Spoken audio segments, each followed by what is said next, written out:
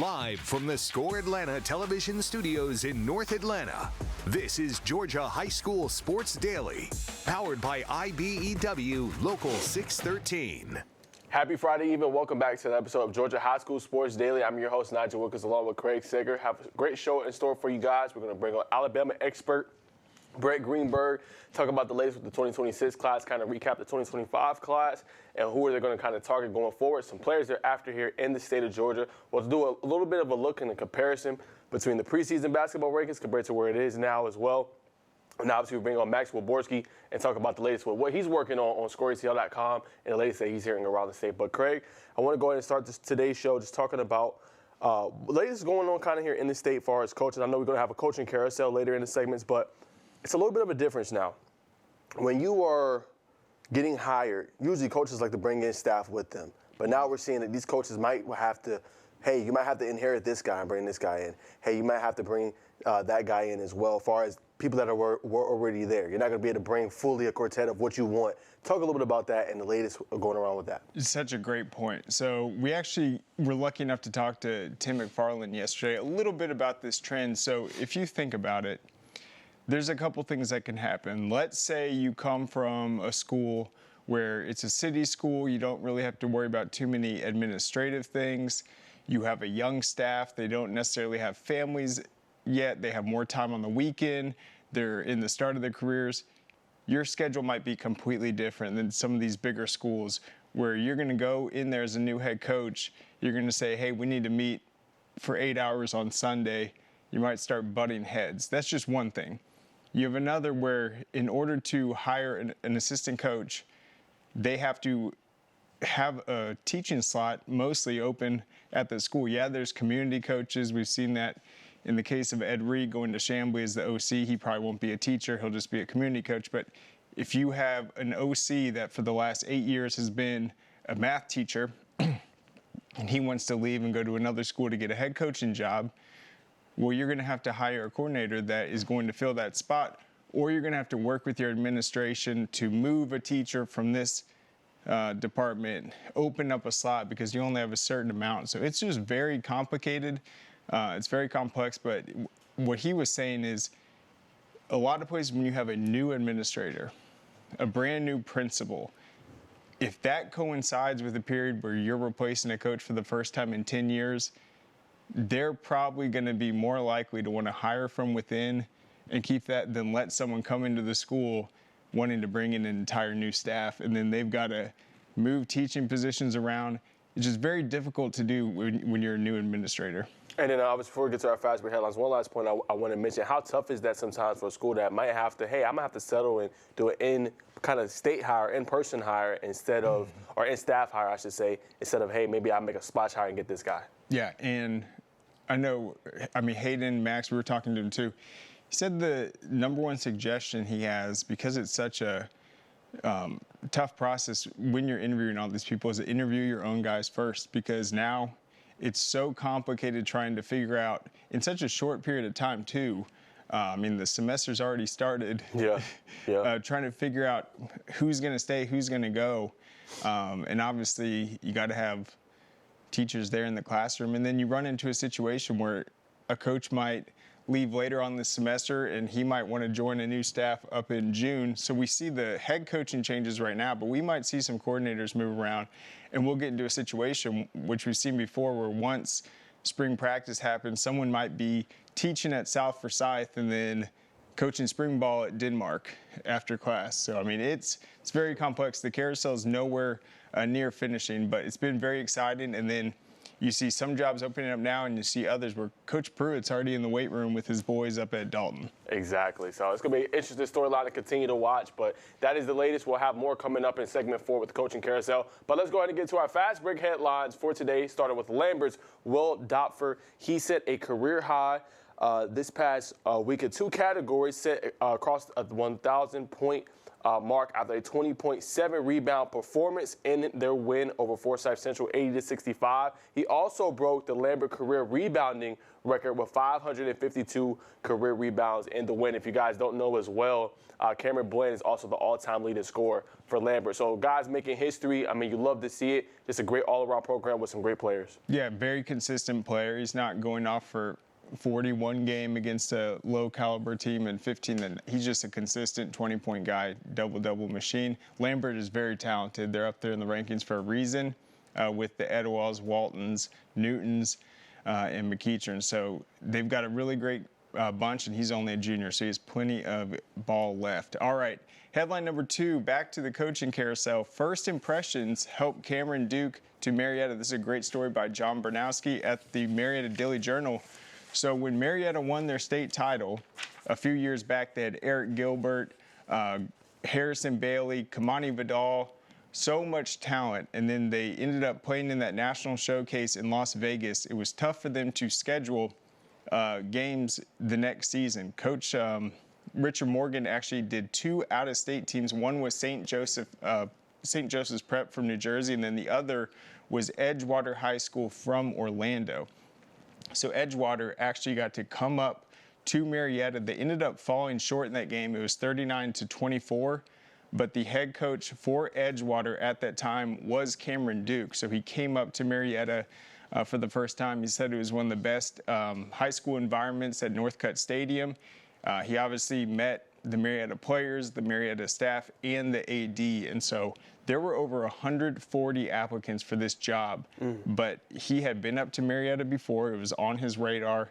He came up, had an impressive interview, and he got the job. And so I think that probably wouldn't have happened if they didn't have that game on the schedule where he was able to make a great first impression coming up, not being scared of the challenge, and giving Marietta a great game. 100%. All right, let's go to headline 3 now. DeKalb County Baseball Media Day is set to take place next Thursday, January 23rd at Tucker High School. Some notable teams this past year in DeKalb County was Dunwoody, had a region record of 12-6, overall record of 19-11 in 2014, and North Atlanta, a region record of also 12-6, overall record of 16-14. Obviously, we know baseball is going to look a little different this year because of the reclassifications. We're going to have some new teams in different regions and things like that, but will be interesting. We know Craig does a great job covering our baseball here, usually does the rankings, but exciting. Obviously, their media days here, Craig, and it's good to see some new talent and new teams. It is coming up.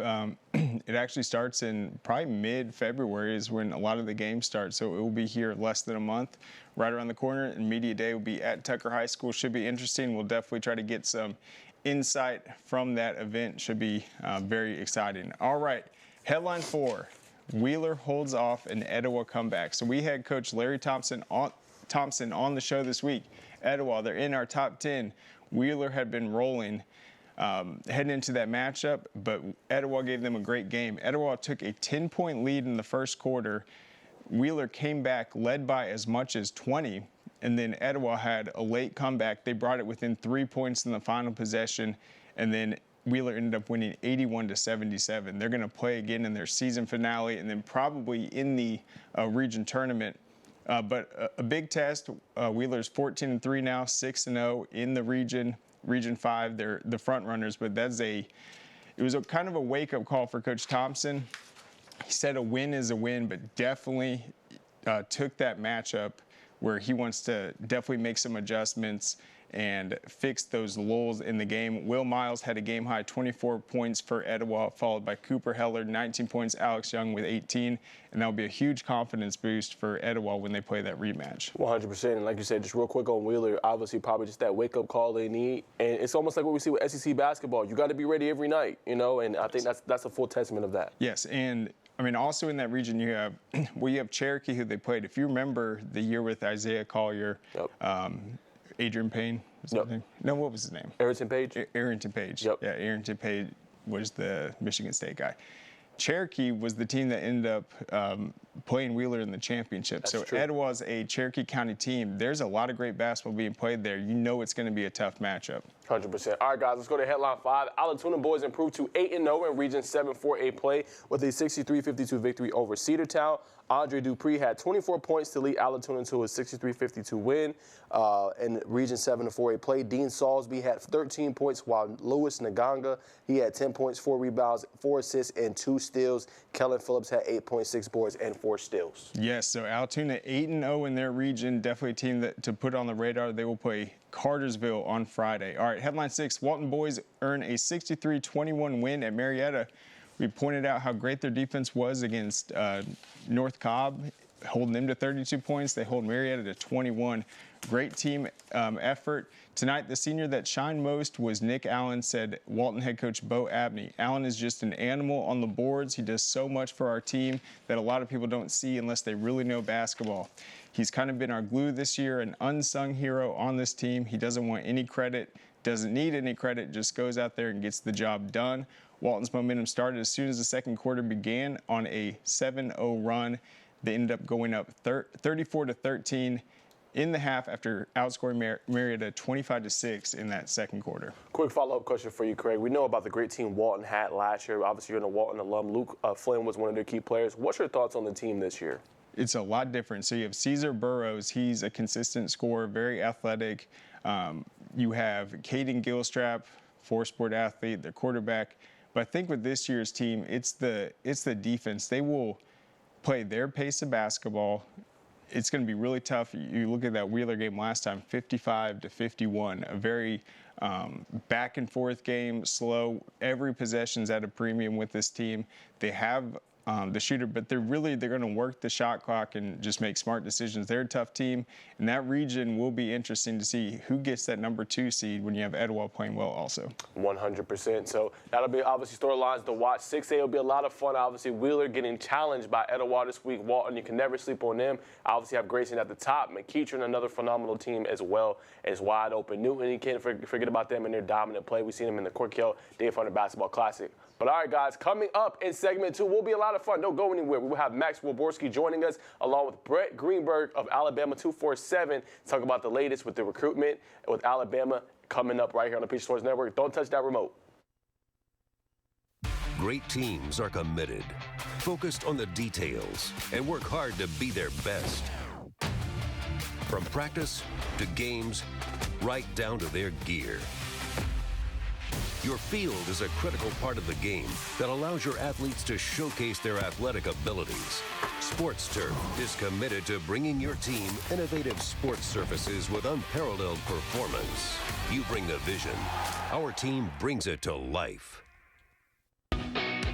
The Georgia Sheet Metal JETC equips apprentices with the knowledge and skills required to start a rewarding career in the sheet metal industry with programs in HVAC, industrial welding, and testing, adjusting, and balancing. Training is 100% free and allows apprentices to earn as they learn.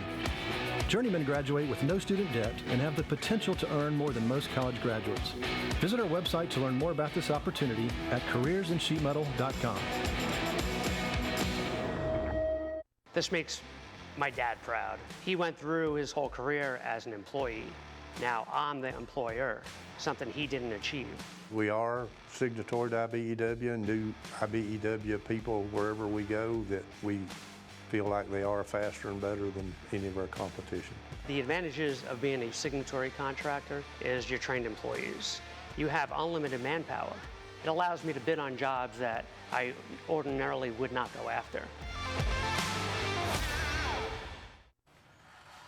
Man, you know how to do this? Man, I don't even know. I was flipping burgers last week. Violation, unsportsmanlike conduct, impersonating a craftsman.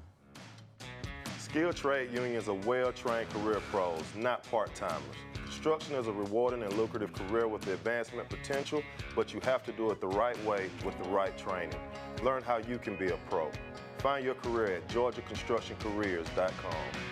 Georgia High School Sports Daily is brought to you by the International Brotherhood of Electrical Workers, Local 613. Electrify your career.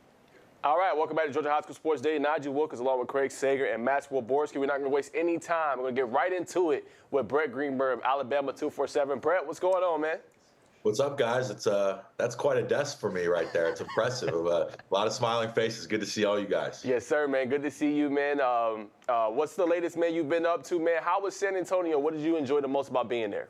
Yeah, it was an unbelievable event. Was up there for a week. Just some of the best prospects across the country coming into San Antonio and showcasing their talents. And this is actually the first year juniors were allowed, so a lot of 2026 kids. I think I texted you right off the bat. It was all these Georgia boys were on the plane with me: Dalen Penson, Xavier Griffin, Tyler Atkinson, Jordan Edmonds, Bryce Perry Wright. So Peach State was well represented up there and turned a lot of heads. And a couple of Alabama signees as well out from California, but overall, kind of the common theme, my biggest takeaway was that Peach State kind of, again, turning heads. And it was, I was talking to Ben Woke at Georgia 247 as well. It's like not surprising. And it's just good to see a lot of these national guys seeing, the type of talent that is produced in the state.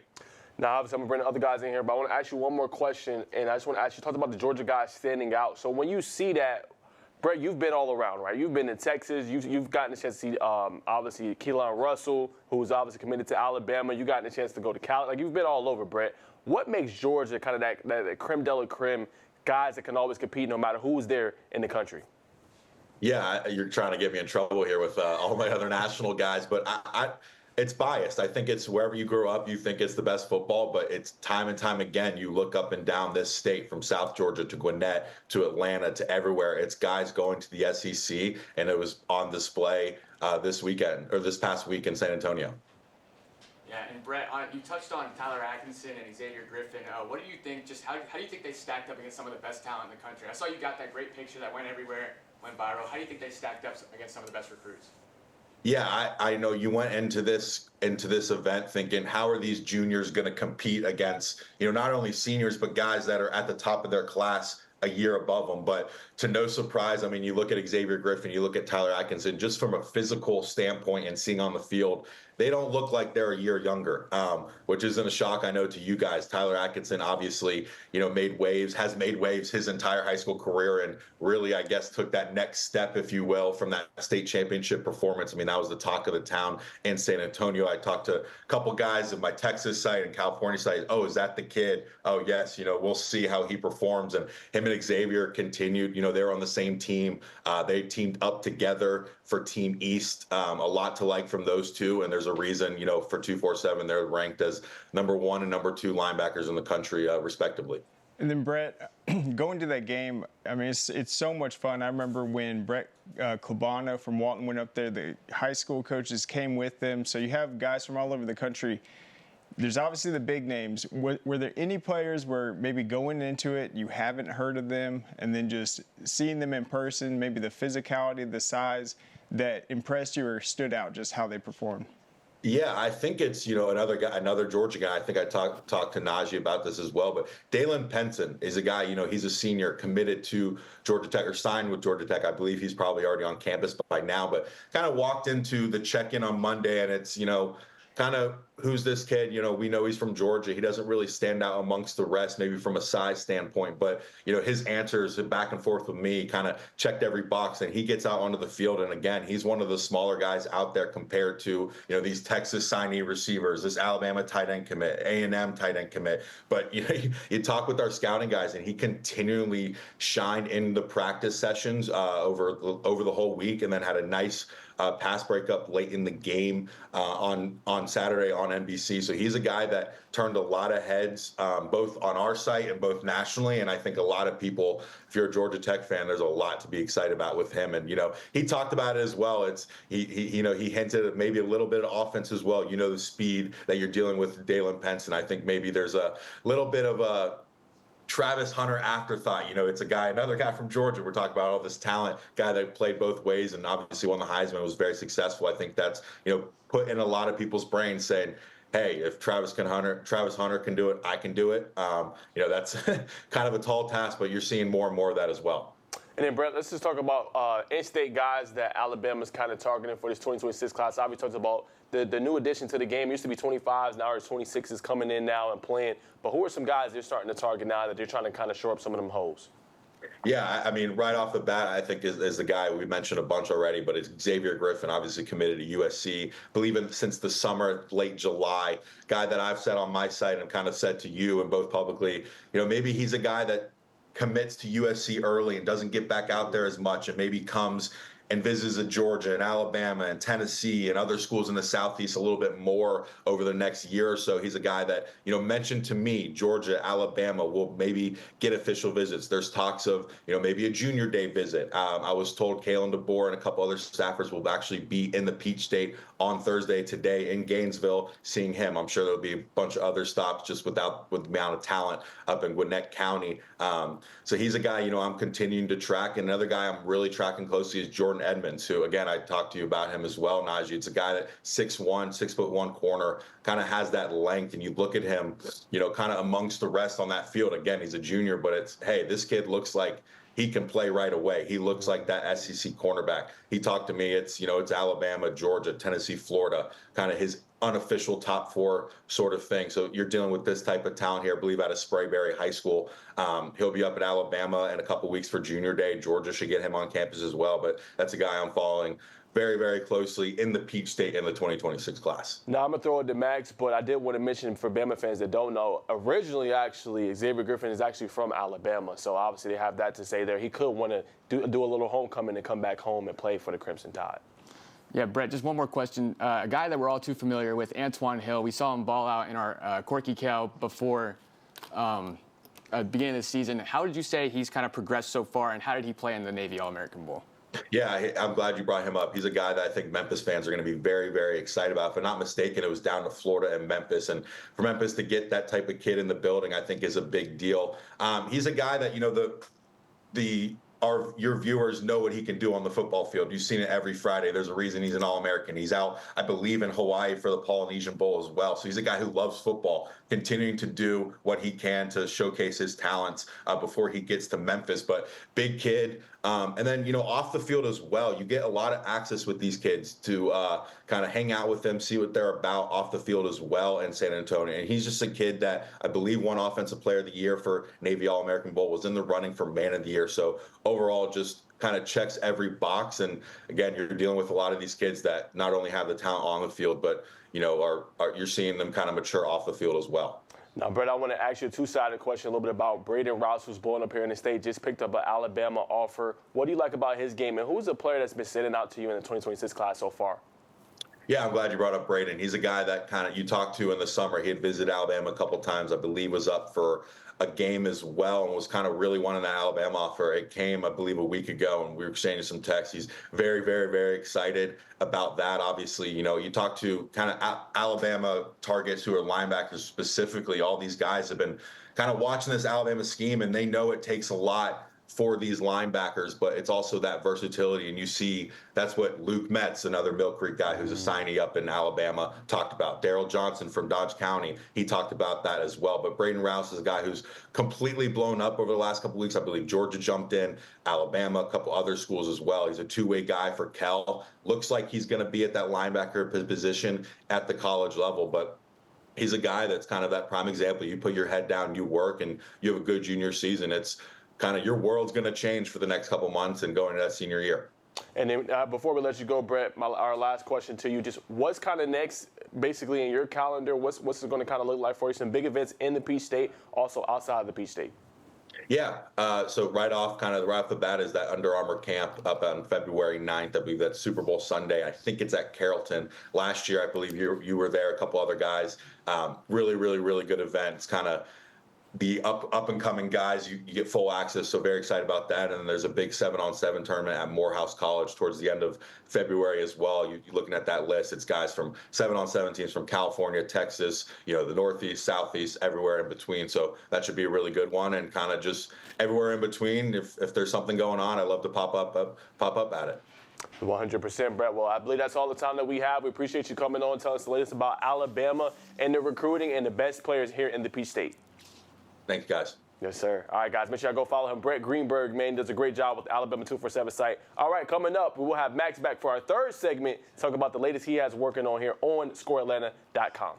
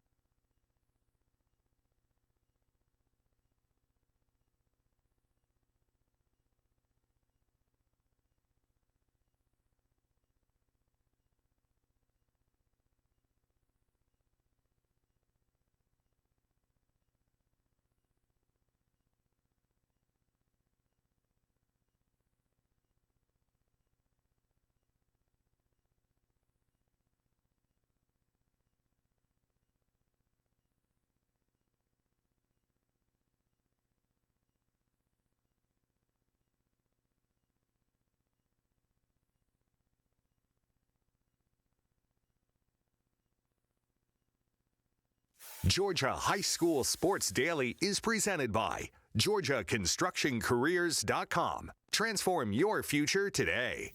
And by Smart Local 85. Sheet metal is a smart move. All right, welcome back to Georgia High School Sports Daily. Nigel Wilkes along with Craig Sager and Matt Wolborsky. But before we get started for this segment, remember that the show is powered by IBEW Local 613. You can watch the show on the Lennon News First app, also on the Peachtree Sports Network via YouTube TV and the CBS Sports local streaming app, Zeem. But we got Max here, so I'm excited to talk to him. Been doing a great job. But what's the latest? What are some things you're working on? So this week we've got Friday. We've got a 4A blog coming out, and I'll start with that. That's on the Creekside girls basketball team. And if you guys don't know, they have been absolutely balling this season and have been absolutely dominant. These girls, they've beat 6 teams by over 60 points. They had a 3-game stretch in the beginning of the season where they won by 86, 98, and 73. And then the last 3 games, they've won by 73, 65, and also 73. They've had a double-digit win in every single game this season, and they've held opponents to 20 points less than 20 points in 6 different games. Wow. And these girls are averaging 71 points per game, led by, excuse me if I get this wrong, but Cynthia Dennis, and she leads the team in points, rebounds, steals, and assists. I want to ask you real quick. Obviously, Creekside, they're coming from Class 5A last year. They made a nice run, but I mean, as you said, this year's team in Class 4A, I mean, how much noise do you think they will make this year? And then what's the focus you're kind of angling at in this story? In this story, just about their season overall and just what they've done. I mean, their results are staggering. I mean, just their point totals and their differences, everything else has just been off the charts. This season, I mean, they lost to Dalton in the second round last season, but now in Class 5A, I think they can make some noise. I think there's a real chance for them to make it all the way to Macon and to be in the state championship. Certainly. And then some of the other blogs, I think you said you're going to highlight the Dublin football team. So Dublin, I feel like is one of those teams that flew really under the radar this season. I mean, they scored over 650 points on the season in total, and that, I believe, was the 5th highest mark after Lee County, Milton, Hughes, and there was another team, but all state championship teams, all worthy teams. And I feel like Dublin just kind of flew under the radar. They rushed for over 5,000 yards this season. They had 2 guys with over 1,300 yards. I mean, I just feel like they're losing a lot of production, but with the coaching staff they have, I feel like they'll be right back in it. Why do you think they maybe flew so much under the radar? Like you said, having a productive season. We know they're a smaller school, but you put up those kind of numbers, you definitely expect the spotlight to be more on you. Why do you think they were so underrated this year? I don't know. And that's why we're trying to give them the spotlight that we can. But I feel like just with the talent they have and the coaching staff they have and their known program, they are a smaller school, like you said, but I feel like they deserve a little more attention. Yeah, I mean, from what I remember in Class A Division I, I mean, they beat Northeast Macon in their region, had a great season, but you had an undefeated Fannin County team. You had Toombs County that was just next level talented this year with their passing game, Lagonza Hayward, all those guys. But, I mean, Dublin really, if you objectively looked at the rankings and wanted to do a postseason, they might have been number 2 behind Toombs County, the second best team. I agree. And Toombs County also, of course, Lagonza Hayward, and they won the state championship this year. I believe that was their first in program history, but also a great team. I just feel like the Dublin team, averaging close to 50 points a game, just kind of didn't give it as much attention as they should have throughout the season. Now, Max, I do have to ask you, most people don't know, obviously, being on TV, that yesterday marked your 1-year anniversary with Score Atlanta, so I do want to give you a shout out. They're doing a really great job. Appreciate that. But from what you've seen, all the events that you've covered, what recruit are you most excited to see going forward, or what program are you excited to see moving forward? I mean, it's hard to not start with Tyler Atkinson and Grayson. It's hard to see. I mean, there's those guys there. There's some guys that competed in our GEC not too long ago. I mean, Keon Standifer had 4 touchdowns in our game, and he's only a sophomore at Athens Academy. So we'll just see how that progresses and where these guys end up. Yeah, and that's a good segue. Let's talk about the GEC game. Obviously, Keon Standifer won the MVP of the sophomore game. That was the team that put 70 points up on the freshmen. He had 4 catches, 4 touchdowns, was unguardable, had the second fastest time that was clocked in the entire event, regardless of classification. And then I think he was one of the guys that picked up another offer after that. But who else was able to pick up offers after big performances? So there was actually a handful of guys that were able to get an offer. Craig Dandridge from Cambridge picked up a University of Arkansas, picked up a Georgia Tech offer, and also picked up a University of Delaware. Tyreek Jemison from Paulding County picked up a Colorado State and Kennesaw State offer. Will Rajecki, the great running back from Sequoia, picked up a Kansas State offer.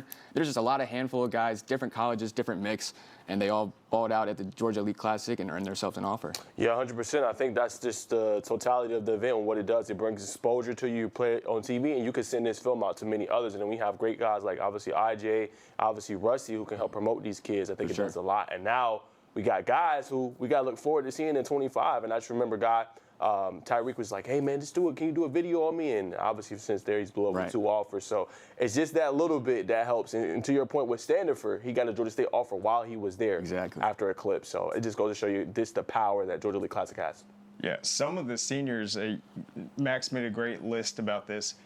Nick Mathis from Hillgrove, that guy was an absolute beast on the defensive line. He picked up a Harding University offer. You had Ryan Dean, quarterback from Mount Pisgah. I thought he played extremely well, didn't make any mistakes, was tough, stood in the pocket, made the throws he needed to. Braylon Jakes from Carver Columbus, credit for him, not only playing in the event, but winning the state title for Carver Columbus. And having that short turnaround, knowing that it's another opportunity for him to go out there, play well and pick up an offer, and he did from Bethune-Cookman and Albany State. But usually you don't see a lot of players that end up winning the state title have that turnaround, but credit to Braylon, he was able to do it and picked up some offers. I think an underrated guy I want to talk about that I'm excited to see moving forward is Evan McDowell. And I really think going into next year, we haven't done a full analysis just yet of teams to kind of watch for, but I'm curious to see what South Gwinnett's going to look like.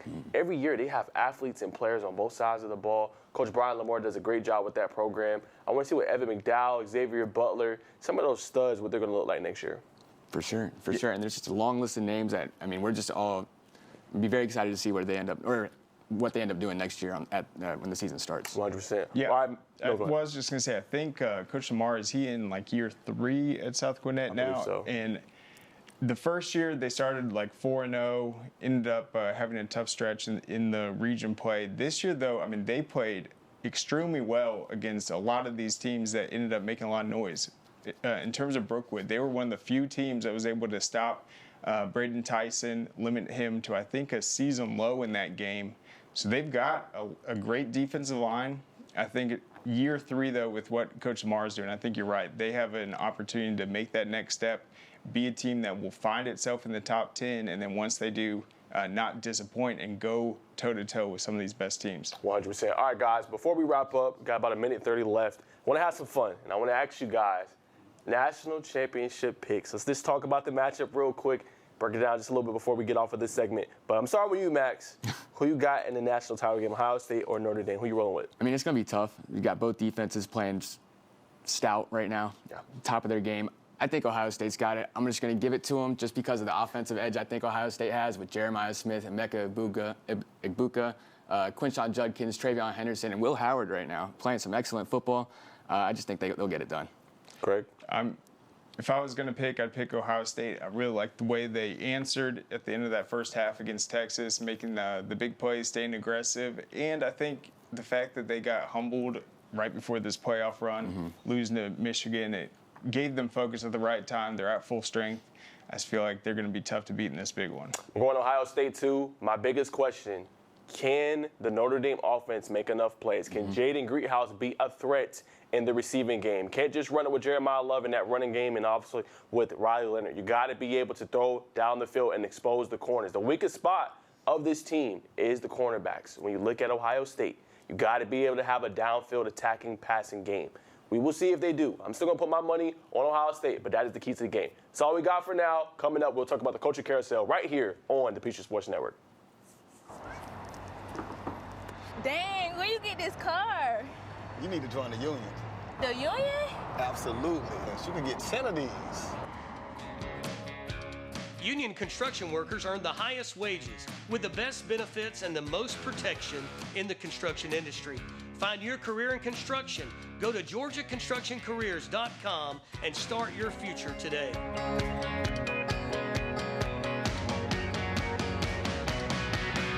A journeyman with Local 85, when you turn out, you can be hitting 6 figures. Hey, I have your back, you have my back. We're going to do this together. We're one for all for one. College just wasn't for me. Let's look into actual career jobs that wouldn't take college, where I wouldn't, lose money and all that. Instead of losing a lot more money at the end, why not make money and make more money at the end?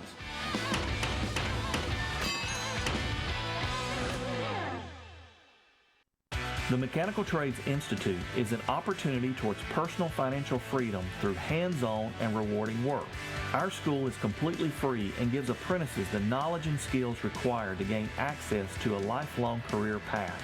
Apprentices learn pipe fitting, plumbing, mechanical service, and welding. They earn money as they learn and graduate with no student debt. Start a career with the Mechanical Trades Institute and change your financial future. What happens after you graduate? Will you go to the next level? Will people have your back in the heat of the battle? Will you still train like a champion in pursuit of greatness?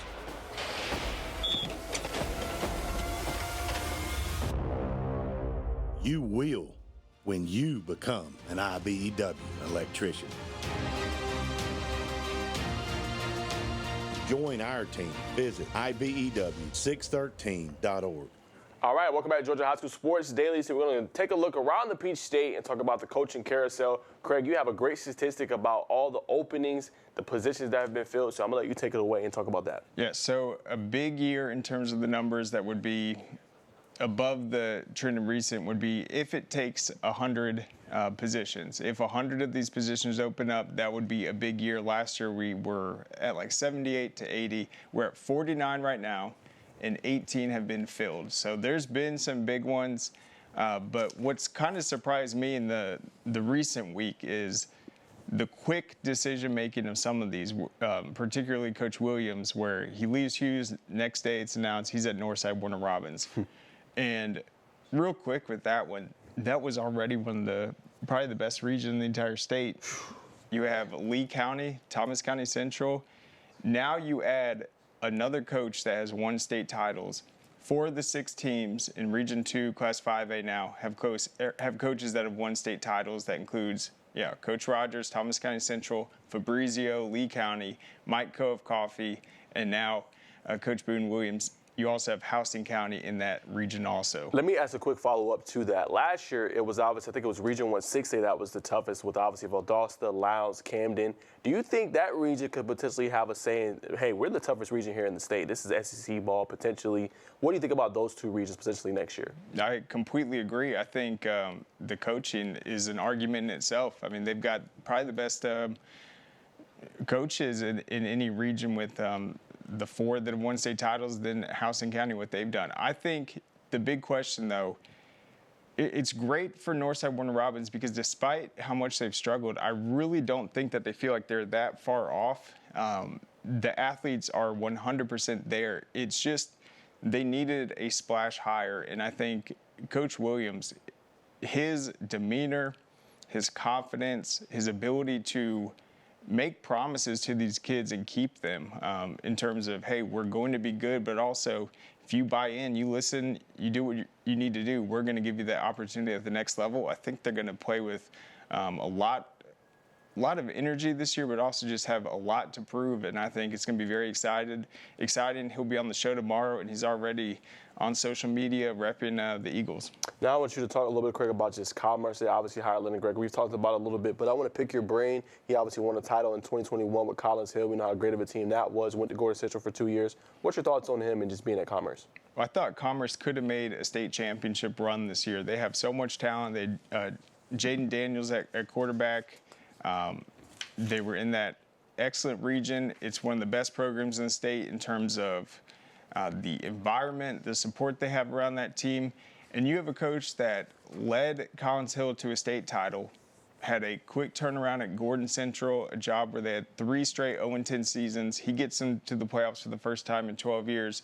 And now he's going to be at Commerce, a city school where he's going to be in his own bubble, just making sure all the details are right to get them to a championship, and they weren't that far off this last year. He'll be able to modernize their offense a little bit.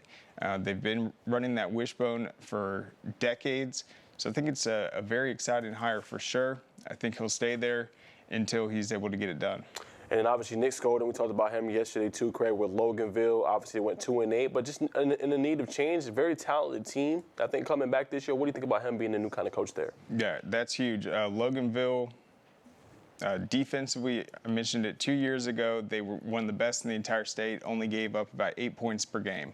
Last year, defense struggled a little bit. Coach Snowden, he is the former co-defensive coordinator at North Cobb, very talented team. So I think he comes in being at a big-time 6A program that was able to go toe-to-toe with shutting down teams like Walton. I think defensively they're going to be very well prepared. They'll be able to get teams off their game plan, be disruptive, and then definitely be a playoff team very soon. And then I want to talk a little bit about Cameron Duke, obviously, of Marietta. Craig talked about him, obviously, in our headlines. But I just want to mention his record a little bit. Compiled an 85-15 record while he was down there, since 2017, right? This past season went 10-2 before losing to Tampa Bay Tech. Also in his career, he's gotten to the state championship several times. That's back in 2019 and 2020. Class 7A, which I believe is one of the higher classifications there in the state of Florida, before losing to a powerhouse down there in St. Thomas Aquinas both times. So, again, I know we've talked about it, Craig, but I think that is a great hire for Marietta to make the splash. Not the guy that we thought maybe necessarily, coming in, but 140 applicants to be the guy that got hired from out of state. That just shows the pedigree he has. And I think it's not going to be long before Marietta's back on their feet. Yeah, I mean, it is a big accomplishment for him to win that process with all those names. It wasn't just 140 guys from the state of Georgia. They had guys from Texas, Alabama, all over the country applying for it. That just goes to show how rich the history is there. A team that's been around for 123 years, has won a state title. The thing about Marietta, though, they have struggled the last several seasons early on. If you look at their first 5 games, probably over the last 5 years, they might have a 7-25 record. They have not won out the gates. I think him getting them focused this offseason, bringing his new style to the program, I think if they get off to a quick start, they can get that confidence going early. And certainly they're going to be filling the stands. The community support will be outstanding just around him. There's a big opportunity for him to not only build Marietta back into a football powerhouse, but really build it with the resources around it and also flag football. Now, Craig, I want to talk about a program that we know very well here in the state of Georgia. We've seen them so many times, and that's Parkview High School. Obviously, Joe Sturdivant, we've talked about that earlier in the week, but he's going to South Dakota, accepting the job because of his son's health. Wishing him nothing but the best. But, Craig, a program that has not been as relevant as we would think, right? Remember, I want to go back to kind of 2023, right? Had a phenomenal roster. You look at Mike Matthews, Jalen Crawford, right? They had Kyer Spain, Traylon Maddox. They just didn't quite have that quarterback that could have got them over the top. Then the year before had a nice run with Colin Hawk, who was obviously playing baseball.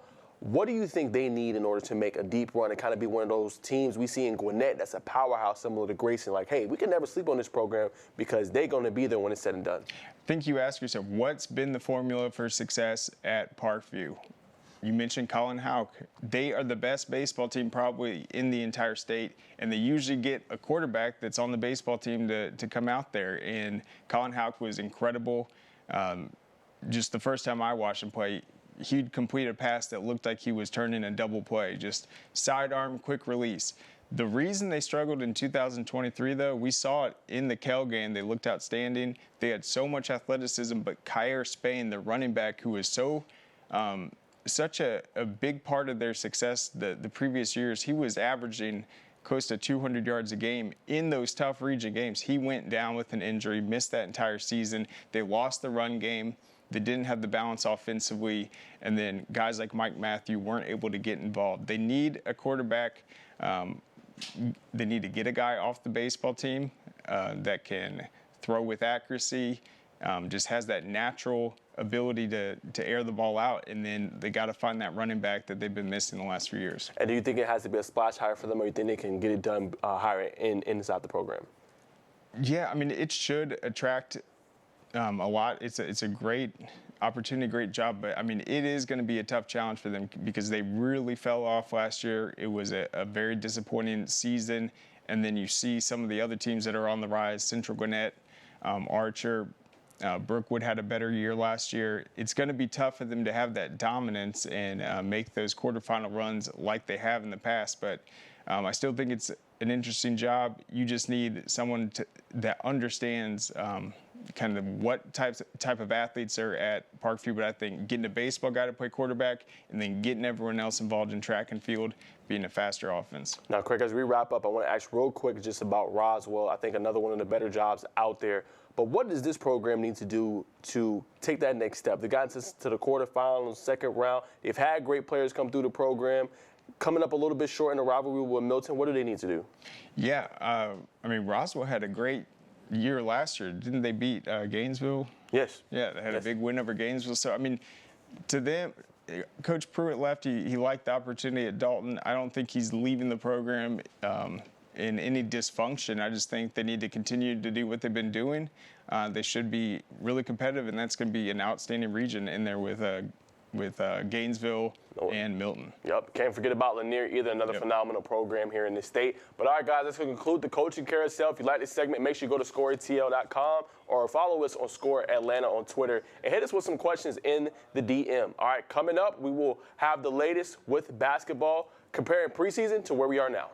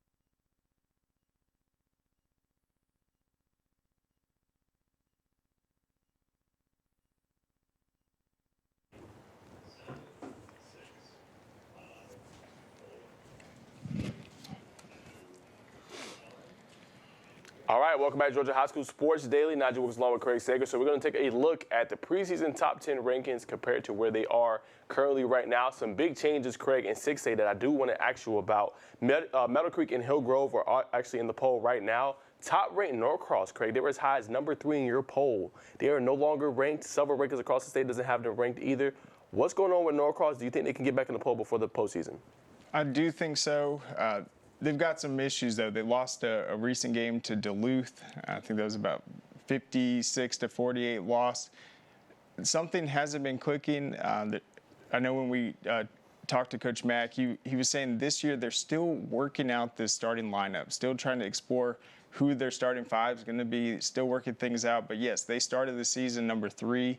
They've dropped out. They've actually returned. But also, I think the reason that they weren't in it this last week, you have Buford starting to play very well, Meadow Creek also, and then Hillgrove stacking up some big wins. And then, Craig, I want to ask you about 5A, Alexander, New Manchester, and Hughes all ranked now, was not ranked in your preseason poll. Hughes is high as number 5 currently, having a really good year, which is impressive. They lost coach Roy Welsh, who's now at Decatur. Right. Let's talk about them and their impressiveness this year. Yeah, they've been, obviously they've won state titles before. They entered the poll probably around like week 3. They're continuing to climb. The question mark in 5A for me, you've seen the run that Lee County has been able to make back in 6A the last few years. Not necessarily, I know a lot of people say it's a basketball school, football school. Lee County is a football school. They don't even have many of the big 4-star or 5-star prospects, but they've been able, just through physicality, grit, and pure athleticism, to make a big run. So Lee County started pretty high in Class 5A, but then they've slid a little bit, and you see teams like Alexander and Hughes able to start climbing late in the season. You also have Dutchtown making a big climb, and then Winterboro is probably the biggest climber so far in 5A. They're up all the way to number 5 this week. No doubt. And then I want to ask you about, obviously, 4A, Central Carrollton, Jonesboro, St. Pius. We're not ranked in preseason, but all ranked currently right now. What have you liked from those teams so far? Central Carroll, who was their big victory recently? Yeah, they moved up to number 8 this week. I can't remember who they knocked off. They've been playing very well, though. Jonesboro, I think it might have been the Jonesboro game. I'm not sure, but you've seen Westminster started the season ranked. They held on for a long time. They fell out. Jonesboro, they've been up and down. The problem with 4A, you have Pace Academy, North Oconee, and Kell holding down those number 3 spots, and really the rest of the poll has been moving significantly each week. But those 3 have been holding down the top. And then let's take a look, obviously, at 3A, Craig. It's a little bit of changes, but I see Cedar Grove as your number 1 team. But what's going on with Johnson Savannah? I know they were highly ranked in that preseason poll for you. What's the latest around them? Yeah, with Johnson Savannah and the Adams Smashers, to me, it's a team where every single year in basketball, they're one of the best teams in their classification, but they just haven't been able to produce the wins at this point. And Class 3As, it's still pretty wide open, but they've not done enough to earn a spot in the top 10, to the point where now you have Westside Augusta, a team that's been in the state finals pretty much every single season in the last 5 years. They're all the way down to number 10, so that's just how wide open it is.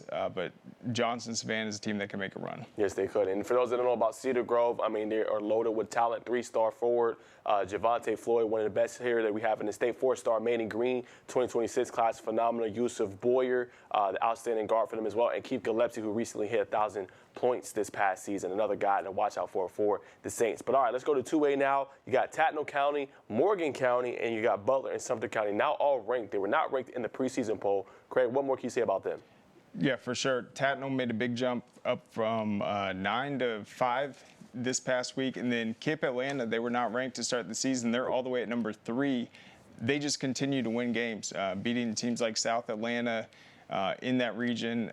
The Butlers, the Columbia, that's a team they went toe-to-toe with in the region. So I think Kip Atlanta's probably the biggest surprise so far, just being unranked to the preseason all the way up to number 3 right now. And then obviously going to Class A Division I, Toombs County was ranked in the preseason poll, no longer ranked. Some new teams in there as well with Vidalia, Dublin, and obviously Putnam County. We have a great story on SquareTail.com about Putnam County, undefeated with one of our class blogs as well. But talk about them and their impressive season for Putnam County. Yeah, I mean, they're absolutely cruising. The problem with Toombs County, obviously they won the football state championship this year. They didn't play a game until probably week 5, so I bumped them out of the rankings, even though they started number 1 to start things off. But they hadn't played a game. These other teams are winning. Then they opened up with a couple losses.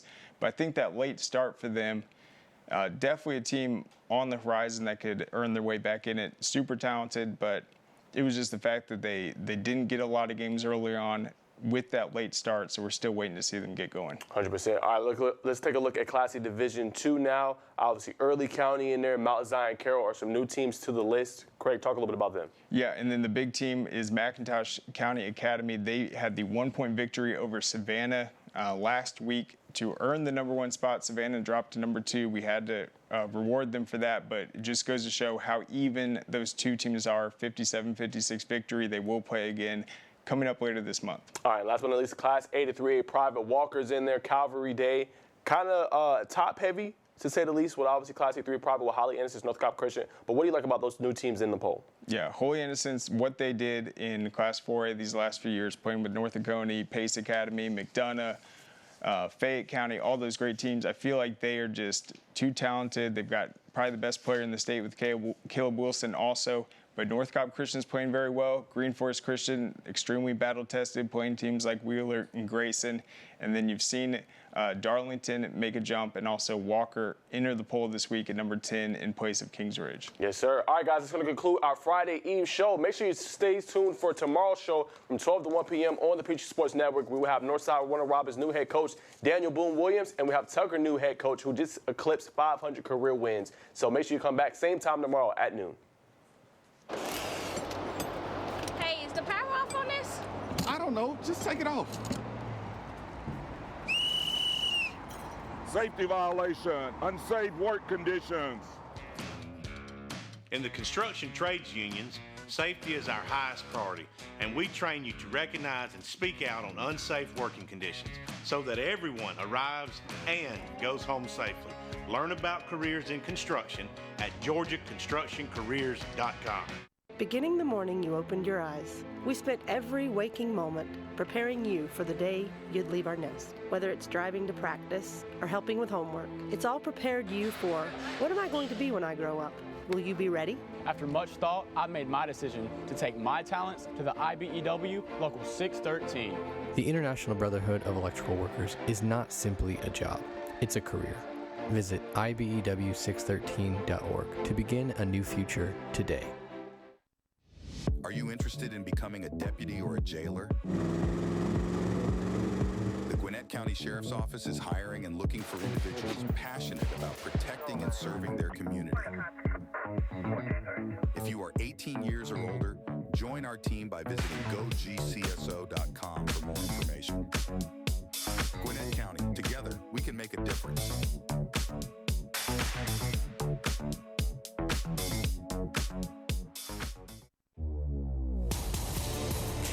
Basic Combat Training is a 10-week experience that will challenge you both physically and mentally. Each phase of your training will introduce you to new soldier skills, building and advancing them along the way. You and your fellow soldiers will work as a team to accomplish each mission, overcome each obstacle, and earn the right to wear the black beret of an Army National Guard soldier.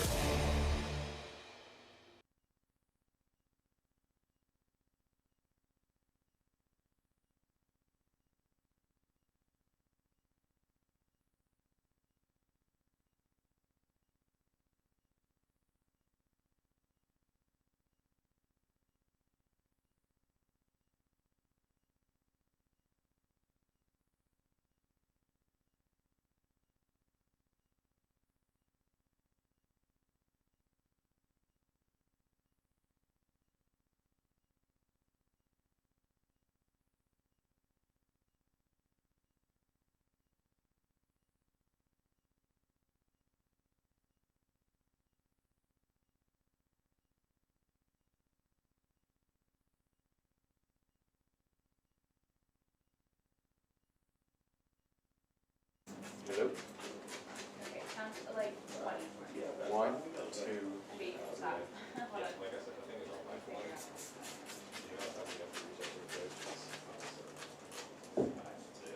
I love you can tell where everybody's at.